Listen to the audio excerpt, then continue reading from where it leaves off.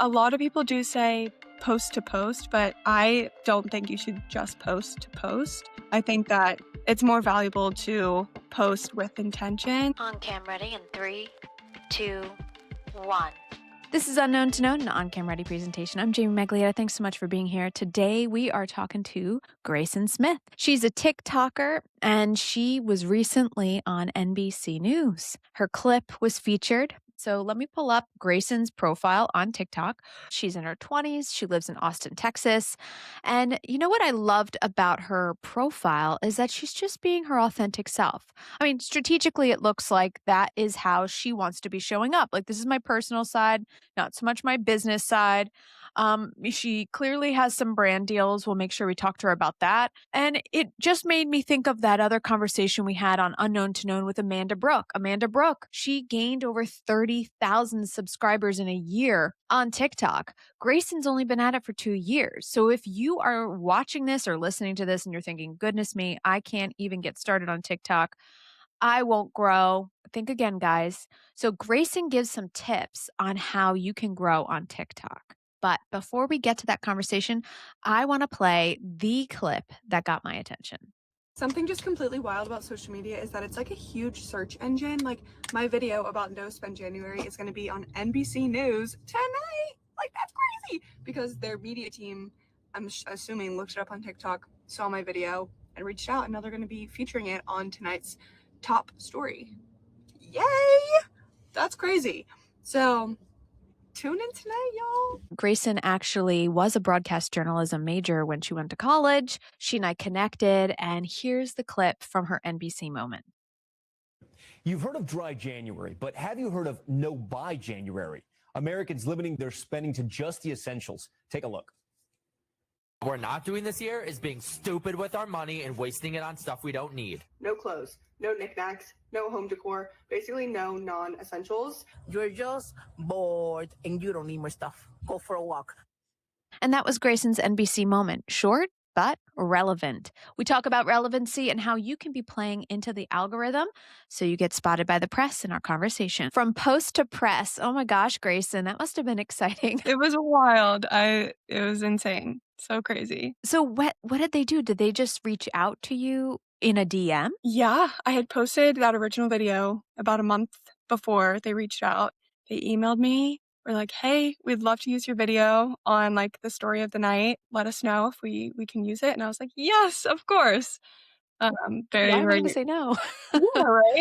So would you say that, traditional media still has relevancy in this social media driven age? I would say like traditional media, there's a lot of conversation and stories that are transitioning from social media over to, stories on TV. And it's cool that they're kind of meshing the two worlds together, like bringing in, for example, the clip of me on TikTok. They're like pulling that and putting it into a full-blown story, for a different audience too, like the older audience maybe who still watches TV, they get to experience like the stories being told online as well. I think that's really cool. Do you see traditional media as essentially helping you kind of legitimize your own efforts on TikTok by being featured on NBC? Right. Yeah, definitely. When I post different things online and they get some traction from like news articles or stories on TV, it definitely brings a light to posting about your journey online, and the fact that journalists want to talk with people just like me, like normal people who are just talking about, their journeys about different things online. It definitely gives a sense of legitimacy and just like excitement that people are interested in hearing what you go through. Yeah. I mean, I grew up watching, traditional TV. I worked at CNN for many years. And now that I'm on the outside, I don't really watch as much TV either. So you don't have to feel bad by that. But I personally still feel like those traditional networks do give you that notoriety, that recognition, because it's like, oh, wow, that's a pat on the back from a big news organization in a way.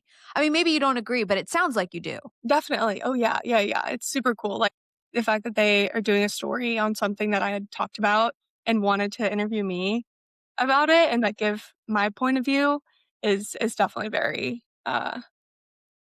validating. Yeah. And so tell us more about what you're doing and what you share about on TikTok and who you are as a person. You're based in Austin and let us know who Grayson's all about. Yeah, so I live in Austin. I'm a content creator at an agency here, so that's my 9 to 5, and then on the side, I do my own personal content creation where I do, like, lifestyle, food, different just anything I wanna post online, I post it. That's my two main things. I love creating content and videoing and all that. It's cool that I get to, mesh my personal things that excite me with, like, my work too. So Yeah, no, and how do you navigate, with your work life and your TikTok life? So guys, as we're recording this, she has over 90,000 followers on TikTok. So how do you balance that? yeah, it's definitely tough, outside of the 9 to 5 work life, you definitely have to put in a lot of time and effort. Content's a lot. It's like filming, editing, it's just like very timely. And like if you have a video idea, like it's kind of hard to, push it off. You got to film it when you can. So like when I first started doing social media, I would use my lunch breaks to like film videos at work because you'd have an idea and you just want to like spit it out. Uh, Mhm. so it's definitely like I think the reason I keep up with my personal stuff is just because I love it so much. It's definitely outside of work, but I love it. So I'll be editing like at night in bed or recording voiceovers at night, but it's That's worth it. fun. It's just No, so that's really good. That's also inspiring, because so many people want to show up on social media, but they don't really know if it's worth it. And they don't really know what to talk about in a lot of cases, too. So you've been at TikTok for what, 2 years, you were saying? yeah, about 2 years. About 2 years. And you're very lifestyle focused on TikTok. But as you just explained, your post wound up in press. And it's not the first time. You had another opportunity, too, where you were on Good Morning America. Yeah, I was. And that one was wild because they actually interviewed me for it. So the NBC was cool because my video was like pulled for the spot, but Good Morning America had reached out to actually interview me and use like the interview piece in the story, which was so wild. I had posted a video about the segment was about women taking testosterone, and they were doing a story on it. And I guess saw me on TikTok, looked it up, and saw my video, and were interested in interviewing me for it, which was that was like definitely like one of the coolest moments like ever. So again, showing what we're talking about, how like traditional media still has a place. It may not be where you're going for your news, but like those letters, those network letters still hold weight. Definitely.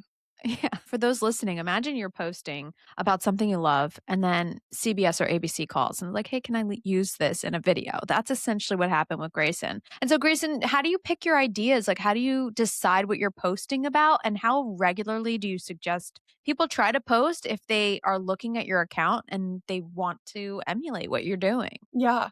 I think a rule of thumb for me, like subconsciously when I'm making videos, is like if I would want to watch this video, but I should make it. Like, if I would wanna hear someone's story about being on NBC, like, I think that's so cool, like, I would wanna watch somebody else talking about that, so I pull out my phone and make a video about it, or, um, you know, eh, whatever you're interested in, I feel like you could make a video on, and just keeping it in your mind that if you're interested in watching a video like that, then somebody else will definitely too.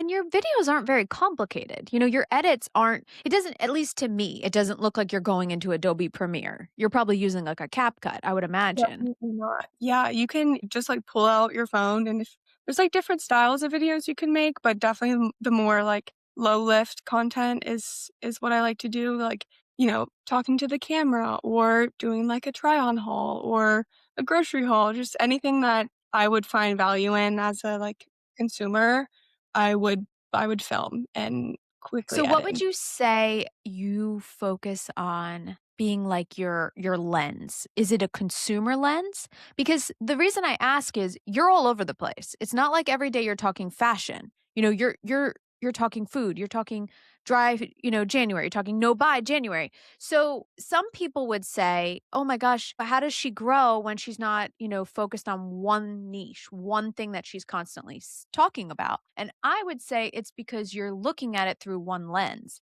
And I was curious, like, how do you categorize the type of content you share and decide, what products you want to talk about too? Yeah, for sure. I think when you're creating content, there's a few different avenues you can go down. For example, one person, if you're like really, really knowledgeable about cooking and you love recipes and you love creating cooking videos, and that's a thing that you're really, really passionate about, you could become a cooking content creator and just focus your whole channel on that.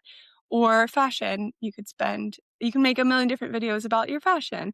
But I think in my case, and a lot of people's cases, there's the discourse about having to niche down and, like, pick that one thing, but I feel like lately there's just been a revolution of people being like, "I can, like, just be myself and post whatever I want." Like, although I love fashion, I don't have to stick just to that. So I think for me, it's kind of just like whatever I wanna post about, I would hope that the people who follow me would be interested in it too. It's definitely, like, maybe a little bit harder of a way to get people to, engage and wanna follow you just because if you're kind of all over the place, not everybody's gonna be interested in everything you post, you know? But that's kind of just the journey of, I think, posting on social. It depends on your goals too, if you just wanna post because you love it and you have fun and you wanna talk to your audience about you, then, like, it's supposed to be the fun of it, but just depending on, like, what you want out of it and what kinda content you wanna make and your goals, I think that determines what kinda stuff you post. And how do you think your academic background and your career impacts the type of content you create and how? Yeah. I think that well, I started out in broadcast actually, so I was an anchor in high school. So I always kind of loved, in high school, we did everything like film, edit, face to camera, everything. So that's where I really fell in love with creating content and media and editing, I guess. I think that's my favorite part. Mhm. And then decided to go to film school and just like learn more about the world of broadcast and filmmaking and editing and all of that. And I think I was able to understand that social media was my favorite part of that, and so I was able to blend, like, my editing and my broadcast background with social media, and I think the most valuable pieces from it was definitely, like, storytelling, pacing, editing, comfortable talking to the camera and, like, storytelling. Basically, storytelling is, I think, what was I the think most that's the key valuable. word. For sure, for sure. Yeah. But yeah, I definitely feel like I carry that from school Uh-huh. to my work now. So many people they'll say, "Well, I don't know what to do. I'm just going to show up and share my point of view every day." And I challenge them. I'm like, but you're not just that point of view. You may be an expert on networking, but do you really want to show up every day and talk about networking? Like, do you love it that much? And I have this, I just started this digital course called like the visibility program where I give people this news wheel. And like in TV, we have different blocks, like A block, B block, D block, the whole news wheel. And each block on morning shows is meant for something. It's like this is the fluffy block, this is the feature block, the hard news block. And essentially, you can kind of put the pieces of you into these blocks, into this wheel, and kind of rotate your interests on social media in a way that you never feel burnt out from one topic. And I keep telling people, like, try it. It can't hurt. And I see you kind of doing that where you're sharing yourself, but you're not just hammering it home about one thing. For sure. I think something I saw recently was somebody was talking about when you post those maybe like random stories on TikTok, if someone that has never seen your videos before and your channel before, that catches their eye, they might go to your page and, scroll through some of your videos and be like, "Oh, like, I really like the content that this person creates." So even though like, they post something that's, like, a little different or not in your niche or, like, out of left field, it can attract people and they'll can see your profile and then be like, "Oh, I would love to keep up with this person," which I think Yeah. was a really cool perspective. That's the thing. Like personally, I have 2 TikTok accounts. I don't even spend time there. I was there for a while just sharing about my life, and then I started my business. So I'm like, okay, now I'm gonna have a business TikTok. And it's really complicated to try to juggle 2 people. because that's what you're doing. It's like two personalities, two individuals. And there's got to be a way to essentially be your well-rounded self and one profile. So that's what I'm kind of evaluating my own self. I just finished up the advertising program that is from the One Club. It's a One Creative Club. It's sponsored by TikTok. And it's definitely worth considering if you want to, for anyone listening, if you want to use TikTok as a way to help market brands or do UGC work or do brand work. It's a great program. But what I found from it was trying to find the right creators is hard for brands because now there's so many people showing up. But you make those brand deals happen. Do you find like they keep coming, or do you find yourself needing to like reach out and pitch more now because there are so many people showing up on TikTok? Yeah, I definitely think there are a lot of people on TikTok. There's a lot of like really amazing creators. So I could imagine that it's difficult for brands to, narrow down who they want to work with. I think for me, it's like a steady income of brand deals. I think I've tried and prioritize the ones that really I think fit best with me and my content and my like not my vibe, but like what I feel like would resonate with people who follow me the most. Yeah. I think yeah, I don't know where I No, was that going makes with sense that, because, like, I was telling you off camera, I've done some UGC work, right? Where they'll contact me and say, "Hey, do you want these?" I got this one. It was like a body oil. I'm like, well, I don't really show my skin, and I don't really do that. So why am I going to take whatever money they're offering, or the white listing, or the product if it doesn't really fit with what I'm doing?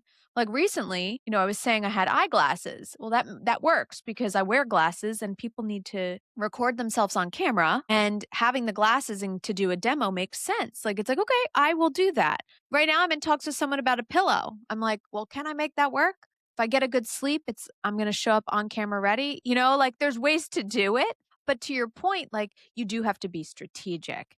So, what tips do you have for people that are, trying to start their TikTok journey now? I think number one tip is to just be yourself online. It can be very daunting posting about whatever you're posting online. It can be daunting because anybody in the whole world can see it, and just as long as you're being authentically yourself and showing up, there's nothing to be worried about if you're being yourself. Like a lot of people worry about what other people are going to think of them, or they're gonna see their videos, but if you're just being yourself and posting what you wanna post, then there's really nothing to worry about. Yeah, I think that's my number one tip. And how frequent should people be posting in the beginning? I would say maybe once a day if you can. It seems kind of a lot. Seems like a lot, but it also depends on what you're doing. If you're making a little bit more heavy lift type of content that takes like, time to film and edit, but it's really high quality content, you can space it out and not feel pressure to post every day. But if you're doing more talking head content where you showing your personality to the camera or just having more like low lift conversations, you could probably post every day. I would recommend. But it's definitely hard. It's See, easier said it is. It is than very hard. And I right now don't even put any effort. As I was saying, like I have Metricool and I just schedule things from that I'm focusing on for YouTube to TikTok and my Substack. And I'm like, okay, just throw it there so I can build something on TikTok. But I just wrapped this course just a month ago. So I'm like, all right, now I feel like I have a better understanding. 3 times a day is what some people say really helps them jump that algorithm. And I know you said you had a really good video hit in the beginning. I mean, do you at this point post, 1 to 3 times a day, or do you still just stick with once a day? I do try and stick with once a day, but it is tough sometimes, especially when you're making those different level of effort type of videos. Like a vlog is going to take a lot longer to film and edit than just like a quick talking to the camera. And I also think a lot of people do say like post to post, but I don't think you should just post to post. I think that it's more valuable to post with intention than just like post to post. So like if you're in the mindset of posting 3 times a day is going to get me where I need to be, I think it should be more of I'm going to post if I can 3 times a day, 3 valuable pieces of content that I Mm. want my audience to actually see and like care about, rather Yeah. than forcing yourself to come up with stuff that Yeah. isn't really valuable. And shoehorning Yeah, it into your day. yeah, for sure. I think posting the more the better, but, focusing on stuff that is important to you is definitely important. Yeah. And so the other thing that I always tell people is, if you want to try to attract the media, you need to be relevant and play into the news. Now, from what I see, it doesn't look like you're taking that stance. You just happen to be ahead of trends, right? But do you think that or maybe you are playing into it where you see something coming up and it's like, well, I got to create content on it, like with No Buy January. Yeah, I think there are certain things that I like to jump in if I'm really interested in it. For example, no buy. I had definitely seen that happen last year, and I was like, "Oh, I'm totally gonna do that in January." Because I also think that the people who do follow me would be interested in something like that because there's a lot of consumerism online, and January, I just felt like was like a perfect time to try and reset and inspire the people who do follow me to try it. Um, but yeah, I feel like for the most part, I kind of just stick to what my gut tells me to post and what I would be interested in, but there's definitely here and there a few things that I like to jump in if I find it, Yeah. you And know? that's the one thing I say. So, as someone who would be looking for guests for TV, I'm always looking for someone who's relevant to the news topic I'm talking about. And in this case, they were doing a segment on this topic. So, to find people who would support the point of it being a trend. So, you were one of them. And, if I'm looking for an expert who is talking about giving legal tips during a legal case, the Guthrie trial, case right now is going on. So, if I see someone talking about it and they're bringing new details and they're pretty legitimate and like I'm doing their background check and I'm like, oh wow, this person's like in Arizona and they're following the case and they're all on top of it. We have good engagement. I may be more likely to lean in and ask them to potentially be a part of a package like you were for Good Morning America, because you are trying to find people who are relevant to your story and to your topic. To everyone listening, the point is jumping on trends can help. Getting ahead of stories can really help. And just being yourself really seems to be the value add that Grayson is talking about. Like being your authentic self as in a strategic way as best as possible.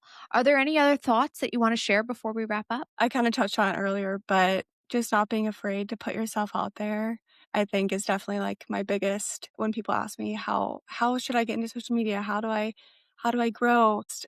Not being afraid and, like, people online are vicious, like, vicious. So, like, people are gonna say mean things and have their own opinions of you, but again, if you're being yourself and excited about what you're making, then you're doing it right.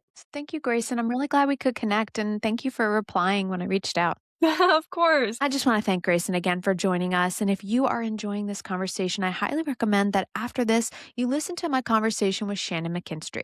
Shannon posted on Instagram, and that post landed her an opportunity on Inside Edition. All right, guys, if you are looking for something more to do while you're on YouTube, check out On Cam Ready Media. If you're not already there, subscribe to the channel. Outside of these conversations, I also give tips on how you can leverage your thought leadership online to secure more opportunities and expand that digital footprint so you are more bookable. All right, I'll see ya.